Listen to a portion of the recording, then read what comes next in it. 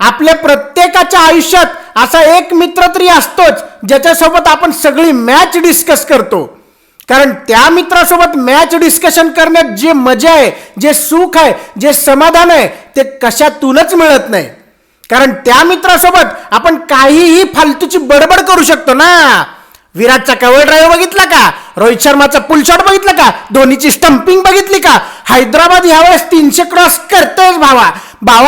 ती लखनौ दिल्लीची मॅच बघितलं का? काय मॅच झाली यार. त्या मित्रासोबत मॅचचं डिस्कशन करण्यात वेळ कुठं निघून जातो काही कळतच नाही राव.